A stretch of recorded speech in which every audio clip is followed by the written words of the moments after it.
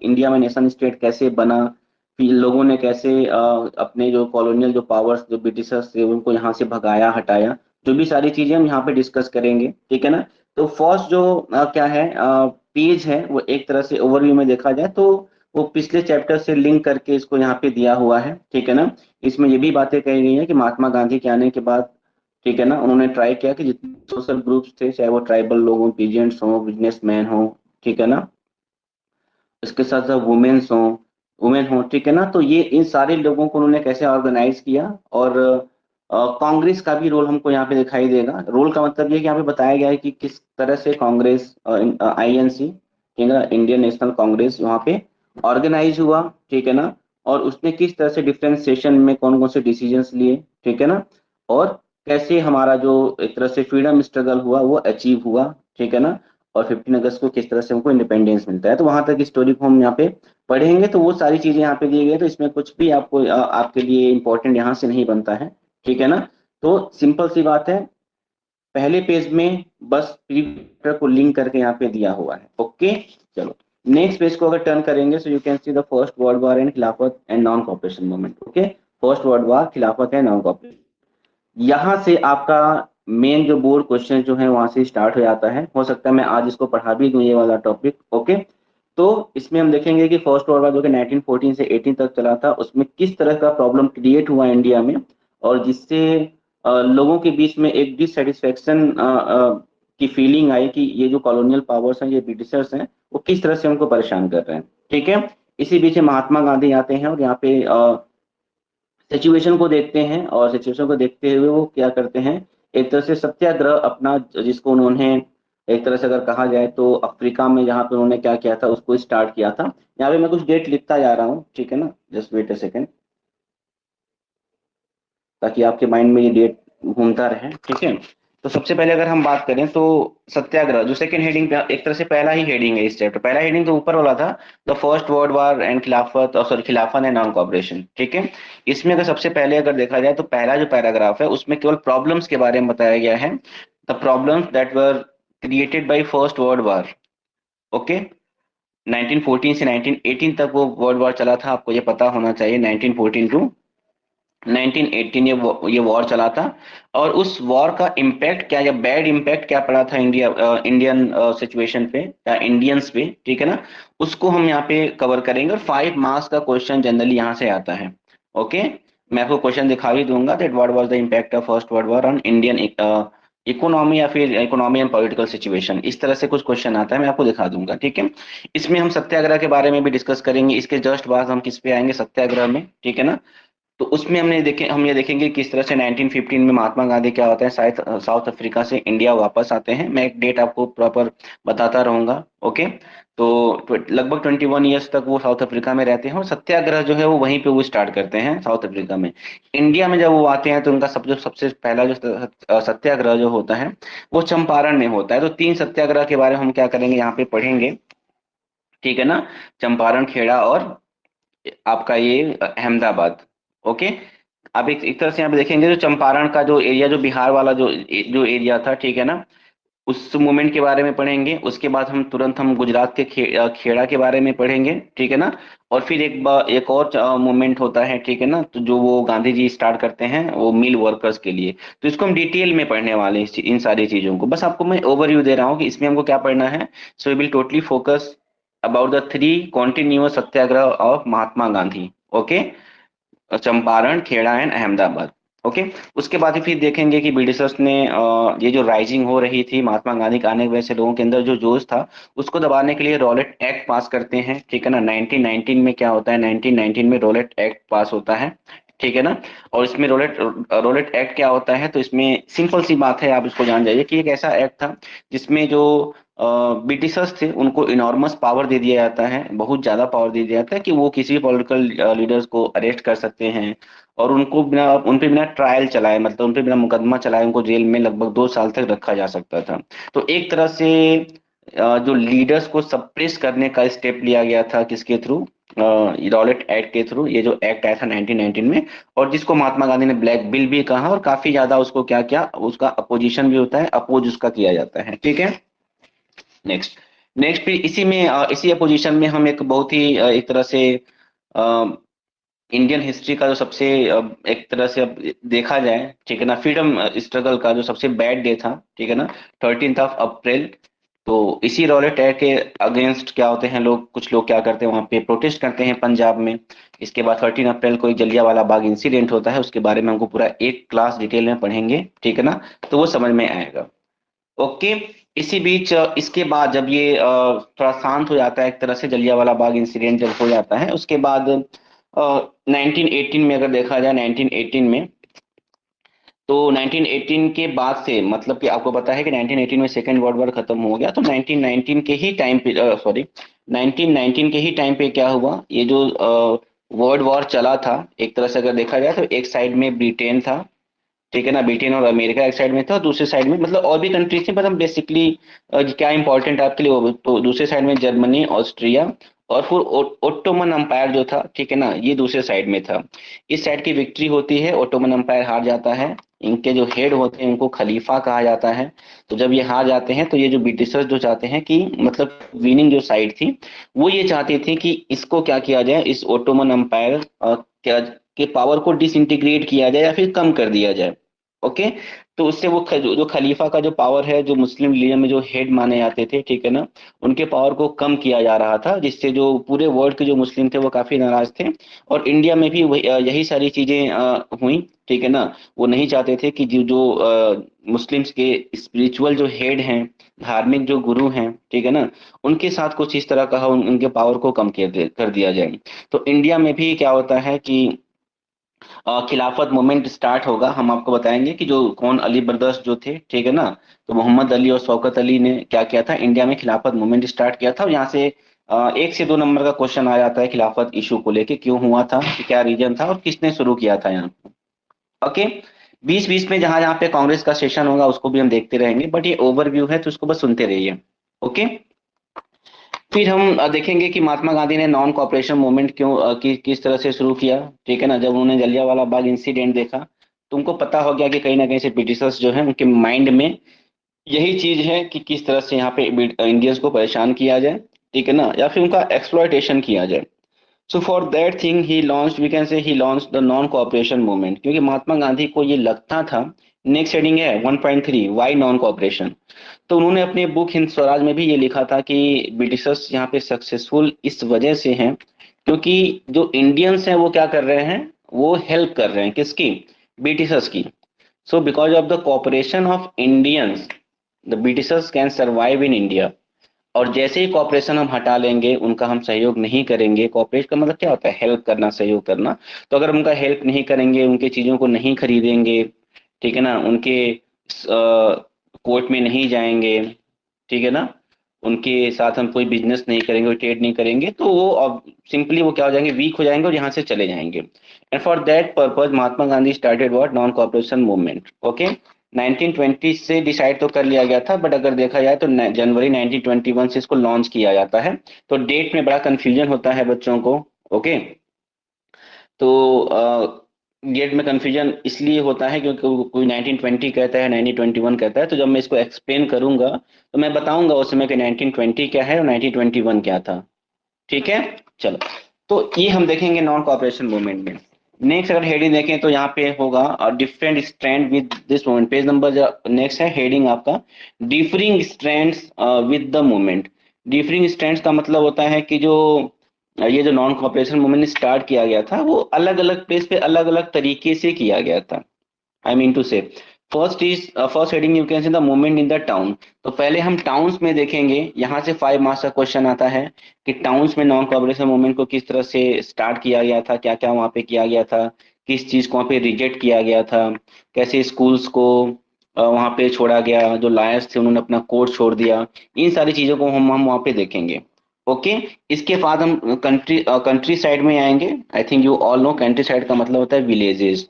तो विलेजेस में non cooperation movement किस तरह से स्टार्ट हुआ, वहाँ पे हम बाबा रामचंद्र सन्यासी के बारे में वहाँ पे पढ़ेंगे। ओके।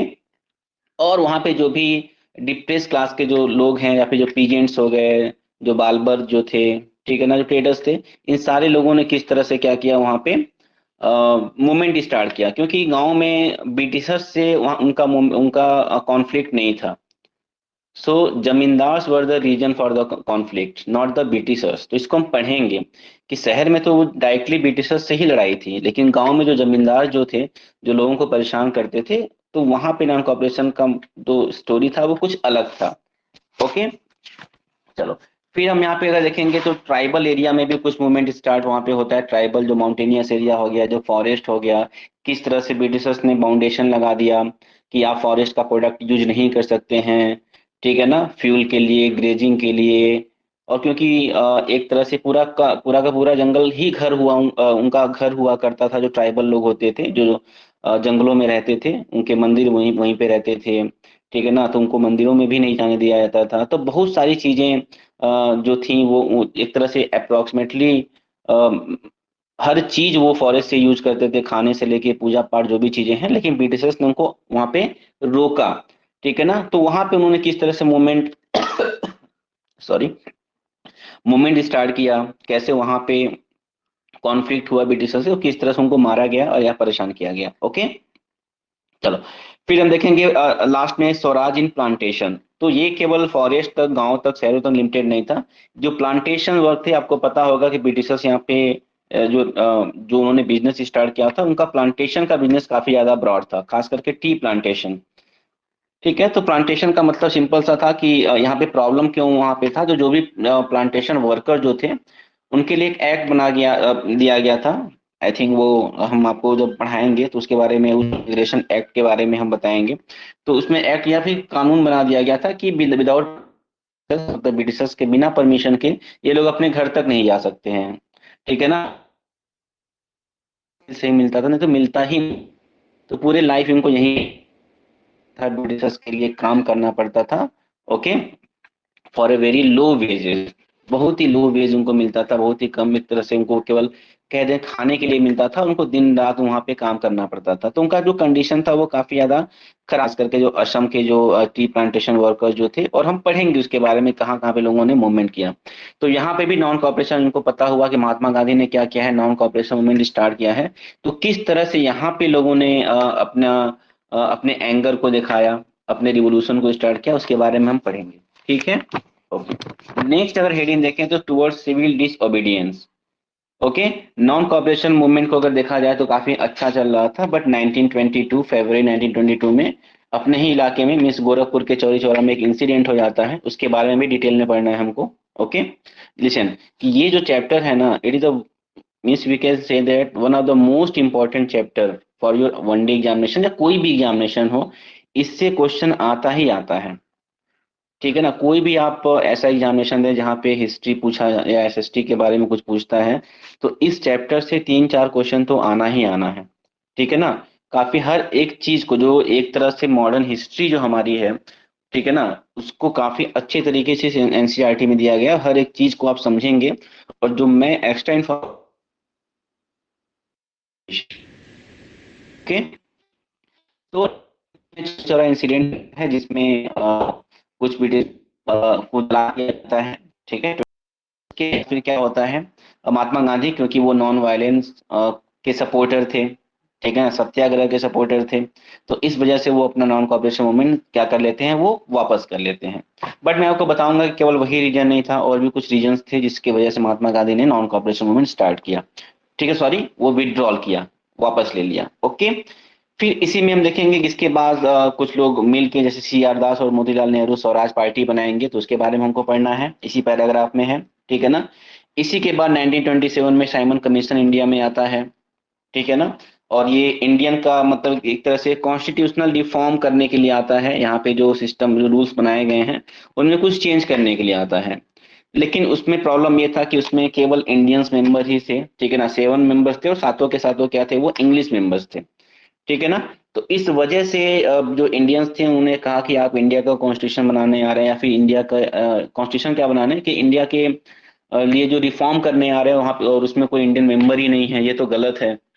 तो उन्होंने रिक्वेस्ट किया था, लेकिन वहां पे किसी भी इंडियन को नहीं रखा गया था। इसीलिए जो इंडियंस थे उनको व्हाइट कमीशन कहा था, क्योंकि इसमें केवल व्हाइट ही थे। मतलब ब्रिटिशर्स की वजह से क्या हुआ, इन्होंने मतलब क्या हुआ यहाँ पे अपोज हुआ, और जिसमें आपको ये पता भी होगा कि अगर इसमें नहीं है तो मैं आपको बताऊंगा कि जो साइमन गो बैक का नारा दिया गया था, खास करके जो लाला लाजपत राय, ठीक है ना, साइमन गो बैक का नारा देते समय क्या हुआ, उन पे लाठीचार्ज किया गया और फिर उनको उनकी वहीं पे डेथ हो जाती है 1928 में। ठीक है ना, 1927 में इसको बनाया जाता है, सब मैं डेट बताऊंगा ब्रॉड में। 1928 में इंडिया में वो आता है बॉम्बे में, ठीक है ना, 3 नाइनटीन में। और फिर वहीं पे जो पंजाब केसरी के नेम से जो फेमस थे, ठीक है ना, कौन, लाला लाजपत राय, वो साइमन गो बैक का नारा देते हैं, और उसी में जेम्स ए स्कॉट होता है, वो क्या करता है, मतलब कि स्कॉट और ये सैंडर्स, ठीक है ना, एक सैंडर्स जिसको भगत सिंह ने मारा था, ठीक है ना, बाद में उसको देखा जाएगा। तो लाला लाजपत राय का क्या होता है, उसी में कुछ दिन के बाद डेथ भी हो जाता है। ओके, चलो, फिर हम मूव करेंगे 1929 के टूवर्ड्स। वहां पे हम देखेंगे कि पंडित जवाहरलाल नेहरू की लीडरशिप में पूर्ण स्वराज की का डिमांड किया जाता है, पूर्ण स्वराज, इसके बारे में डिटेल में आपको बताऊंगा। 1930 में महात्मा गांधी थक हार के समझाते समझाते ब्रिटिशर्स को उन्होंने कहा कि मैं अब सिविल डिसओबीडियंस मूवमेंट स्टार्ट करूंगा। तो 1930 में क्या होगा, सिविल डिसओबीडियंस मूवमेंट स्टार्ट करेंगे, जो कि साल्ट मार्च से स्टार्ट होता है, ठीक है ना। वो अपने आश्रम, साबरमती आश्रम से, ठीक है, चल के दांडी पहुंचते हैं, जो कि एक कोस्टल टाउन था किसका, गुजरात का। वहां पे वो नमक बनाते हैं, और ब्रिटिशर्स का पावर था केवल वहां पे नमक बनाने का, तो उस कानून को तोड़ते हैं। सिविल डिसोबीडियंस का मतलब है कि, मतलब कि हम क्या करेंगे, हम सिविल का मतलब सविनय, मतलब कि हम रिक्वेस्ट करके बिना किसी वायलेंस के हम क्या करेंगे, कानून को तोड़ेंगे, इसीलिए उसको सिविल डिसोबीडियंस कहा जाता है, लड़ाई करके नहीं, रिक्वेस्ट करके। ओके, चलो, इसके बारे में भी हमको पढ़ना है। और इसी के बाद गांधी और उस समय जो वायसराय होता है, गांधी और इरविन के बीच में क्या होता है, एक समझौता होता है, जिसमें क्या होता है, ये डिसाइड किया जाता है कि एक 3 राउंड टेबल कॉन्फ्रेंस होगा, उसके बारे में हम पढ़ेंगे। राउंड टेबल कॉन्फ्रेंस जो कि ब्रिटेन में हुआ था, ठीक है ना, उसके बारे में हम इसी में पढ़ना है, कब हुआ था, किस वजह से हुआ था, कांग्रेस ने किस में पार्टिसिपेट किया था। ये आपके लिए वन लाइनर या एमसीक्यू यहाँ पे बनता है, जिसके बारे में हम लोग पढ़ेंगे, ठीक है। चलो, इसके बाद इसमें हम ये भी देखेंगे कि सिविल डिसओबीडियंस मूवमेंट में किस तरह से क्या हुआ, किस तरह से लोगों ने पार्टिसिपेट किया। जिस तरह से हमने पढ़ा था इसके पहले क्या, कि नॉन कॉपरेशन मूवमेंट में सिटीज में किस तरह से हुआ, विलेज कंट्री साइड में किस तरह से हुआ, अ, फिर आपका ट्राइबल लोगों ने किस तरह से किया, प्लांटेशन वर्कर ने किस तरह से पार्टिसिपेट किया। तो हर एक टॉपिक से क्वेश्चन बनता है, कोई 3 मार्क्स का क्वेश्चन बनेगा, that how plantation workers participated in non cooperation movement, how the movement started in country side. तो इस तरह से क्वेश्चन दुनिया भर का आता रहता है, तो मैं आपको सब वो क्वेश्चन दिखाऊंगा भी, और मैं बताऊंगा कि किस तरह से आपको अटेंड करना है। क्वेश्चन डिफरेंट होता है लेकिन आंसर सेम होता है उसका, ठीक है ना। तो इसमें भी हम पार्टिसिपेंट के बारे में देखेंगे, हालांकि इसमें अलग अलग हेडिंग नहीं दिया है, बट मैं आपको हेडिंग वाइज इस पूरे पैराग्राफ को समझाऊंगा। कि कंट्री साइड में पहला देखेंगे तो वहाँ पे कंट्री साइड है, फिर यहाँ पे कंट्री साइड में फिर उसमें पेजेंट्री में है, फिर आप पेज टर्न करेंगे तो बिजनेस क्लास का दिखाई देगा, इंडस्ट्रियल वर्कर जो होंगे उनके बारे में दिखाई देगा, फिर वुमेन का पार्टिसिपेशन क्या था उसमें ये दिखाई देगा। तो ये सारी चीजें हैं, और इसको आप सीरियल वाइज, ठीक है ना, क्वेश्चन के साथ, हेडिंग के साथ नहीं समझेंगे तो फिर ये चीजें समझ में नहीं आती हैं। ओके ना, चलो, फिर हम देखेंगे 3.3 जो होगा हमारा, पेज नंबर जो भी है, आई थिंक मेरे मिट गया पेज नंबर, दिखाई नहीं दे रहा, 43 पे। तो the limits of civil disobedience, की सिविल डिसोबीडियंस मूवमेंट कुछ ग्रुप ने पार्टिसिपेट नहीं किया था। तो वहां पे पहले हम ये देखेंगे, जो डिप्रेस क्लास के लोग थे, जिसको महात्मा गांधी हरिजन कहते थे, ठीक है ना, SC ST या जो भी डिप्रेस क्लास के जो लोग थे, उन्होंने इसमें पार्टिसिपेट नहीं किया। क्यों नहीं किया, उसको हम डिस्कस करेंगे। दूसरा था मुस्लिम लीग, तो मुस्लिम जो लीग था वो भी इसमें बढ़ चढ़ के हिस्सा नहीं लेता है इसमें। नॉन कॉपरेशन मूवमेंट तक तो सही रहता है 1920 तक काफी ज्यादा, क्योंकि खिलाफत और नॉन कॉपरेशन एक साथ चलता है, तो हिंदू मुस्लिम में यूनिटी काफी ज्यादा थी। लेकिन इस सिविल डिसोबीडियंस मूवमेंट में जो मुस्लिम ग्रुप था वो काफी अलग हो चुका था, उसके रीजन के बारे में हमको यहाँ पे पढ़ना है। ओके, तो किस तरह से अंबेडकर और महात्मा गांधी में पूना पैक्ट होता है, ठीक है ना। पूना पैक्ट का मतलब क्या था, बहुत ही इंपॉर्टेंट क्वेश्चन है, व्हाट वाज पूना पैक्ट, किसके बीच में हुआ, महात्मा गांधी ने किसको क्या एक्सेप्ट किया, अंबेडकर ने क्या एक्सेप्ट किया। फिर मुस्लिम लीग के बारे में हम लोग पढ़ेंगे कि उनका क्या व्यू था इसको लेके, ठीक है। और लास्ट में हम आएंगे क्या, the sense of collective belonging. Page number अगर आप उसको देखना चाहें तो पेज नंबर आपका वो होगा जो भी है, वहां पे आप 46 या 47 पेज पे, सेंस ऑफ कलेक्टिव बिलोंगिंग। तो वहां पे वही देखो आ गया, वही वही सारी चीजें जो हमने प्रीवियस चैप्टर में पढ़ा था कि पेंटिंग का यूज करके, म्यूजिक का यूज करके, फ्लैग का यूज करके, सॉन्ग्स का यूज करके किस तरह से हमने लोगों के अंदर फीलिंग क्रिएट की, the feeling of nationalism, true feeling of nationalism. तो भारत माता का पिक्चर यहाँ पे दिखाई देगा जो कि अवनींद्रनाथ टैगोर ने पहले बनाया था। फिर जवाहरलाल नेहरू के बारे में यहाँ पे दिखाया जाएगा। तो बहुत सारी पेंटिंग्स यहाँ पे यूज किए गए हैं, किस किस तरह से जो ये आपको कहा जाए भारत माता की पेंटिंग चेंज हो गई। पहले नेशनल फ्लैग कैसे हुआ करता था, इस समय कैसे किस तरह का नेशनल फ्लैग, कैसे उसका डेवलपमेंट हुआ, आज का जो नेशनल फ्लैग है वो कैसे बना। तो इन सारी चीजों को हम लोग क्या करेंगे, डिस्कस करेंगे। ओके, तो एक तरह से देखा जाए तो ये ओवरव्यू था। जस्ट वेट ए सेकेंड, ठीक है ना, ये पूरा ओवरव्यू था, एक मिनट, पूरे चैप्टर का। ओके, तो क्या आप हमको बताएंगे कि ओवरव्यू से मतलब आपको पता हो गया कि क्या क्या हम इसमें पढ़ने वाले हैं?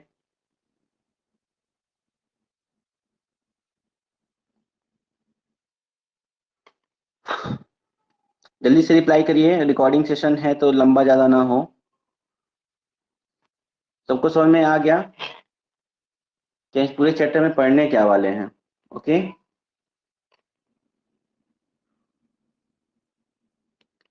तो जो भी टॉपिक हम बताए हैं एक दिन में ट्राई करेंगे, दो टॉपिक क्या हो जाए वो खत्म हो जाए। और जब ये चैप्टर खत्म हो जाएगा तो आई डोंट थिंक कि कोई भी क्वेश्चन आपके मन में होगा। आई मीन जो भी क्वेश्चन, कोई भी ऐसा टॉपिक नहीं होगा जो आपको ना आए। ओके, सारे टॉपिक्स को आप इजीली कवर कर ले आएंगे, चाहे वन एमसीक्यू हो, 1 मार्क्स, 2 मार्क्स, 5 मार्क्स, हर एक चीज आपको क्लियर रहेगा कि किस तरह से हमको लिखना है, पढ़ना है। एक चीज यहाँ पे ध्यान से देख लीजिए, मैं आपको जरा 1 मिनट दिखा दूं उसको, कि जो मैं आपको पहला जो टॉपिक मैं आपको बता रहा था कि क्या था, the impact of first world war. तो किस तरह से क्वेश्चन यहाँ पे पूछता है, जस्ट वेट वेट वेट, थोड़ा सा वेट करिएगा।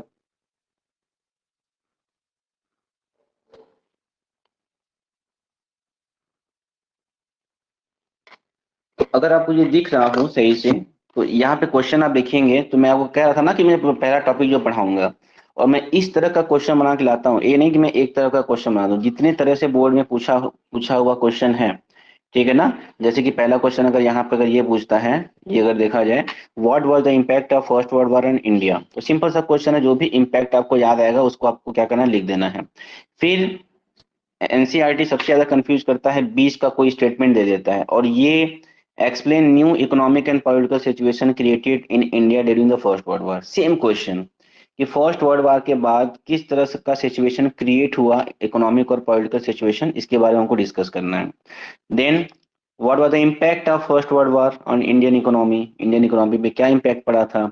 देन फोर्थ का देखेंगे, how did the first world war help in the growth of the national movement in India, ठीक है ना। तो सिंपल सा मतलब भी उसका यही है कि फर्स्ट वर्ल्ड वॉर ने मतलब एक तरह से हेल्प किया इसमें कि लोगों के अंदर क्या हो, नेशनल मूवमेंट को स्टार्ट करने का, या नेशनल मूवमेंट की जो फीलिंग है उसको क्रिएट करने में हेल्प करता है कौन, फर्स्ट वर्ल्ड वॉर। तो हम प्रॉब्लम के बारे में बताएंगे, तभी तो पता चलेगा how did the first world war help in the growth of national movement. तो जब तक लोगों के अंदर प्रॉब्लम नहीं आएंगी तब तक लोग क्यों आखिर में किसी के अगेंस्ट जाएंगे।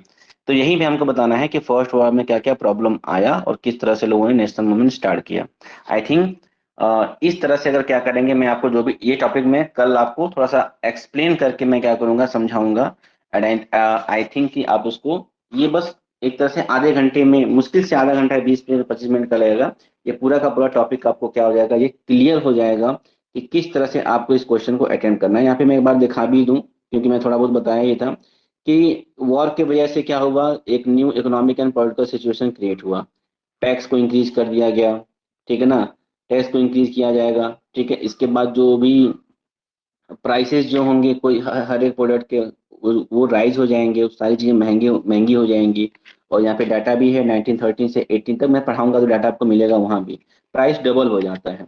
ओके, तो कॉमन पीपल सबसे ज्यादा इससे परेशान होते हैं। फिर फोर्स रिक्रूटमेंट होता है, जबरदस्ती लोगों को आर्मी में क्या किया जाता है, रिक्रूट किया जाता है, भर्ती किया जाता है।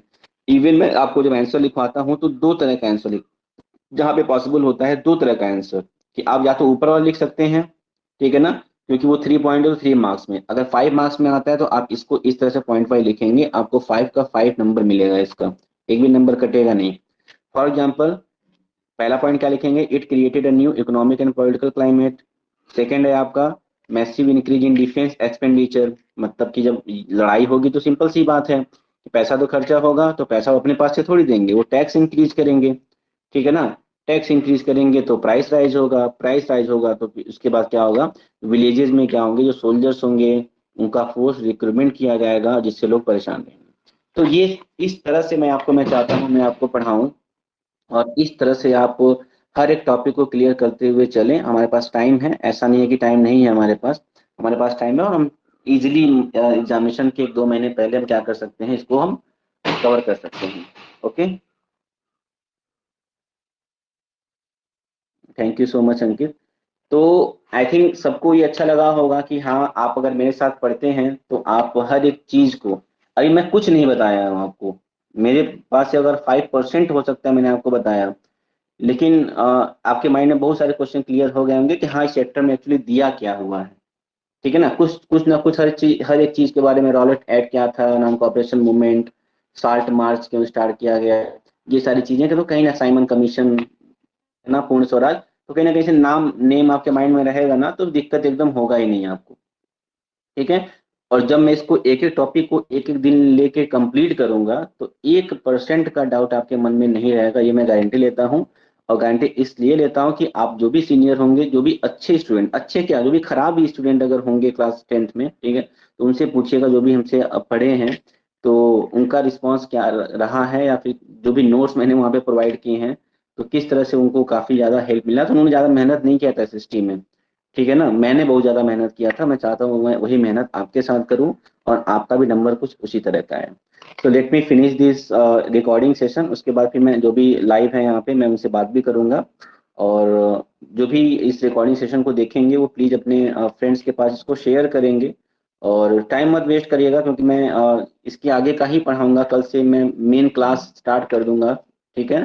तो टॉपिक छूट जाएगा तो फिर मैं उसको दोबारा नहीं पढ़ा पाऊंगा, क्योंकि टाइम बहुत ज़्यादा नहीं है, ठीक है ना। टाइम वेस्ट नहीं हम अब कर सकते हैं इसके लिए। सो फ्रेंड के फ्रेंड के पास शेयर करिए, आप उसको ज्वाइन करिए, क्योंकि ये हो सकता है यूट्यूब के लिंक के थ्रू आपको ये वीडियो मिले, लेकिन इसके बाद जो भी क्लासेस होंगी वो टीचमेंट ऐप पे होंगी, जिसके लिए मुझे आपको कांटेक्ट करना पड़ेगा मुझसे, या फिर आपके जो फ्रेंड्स होंगे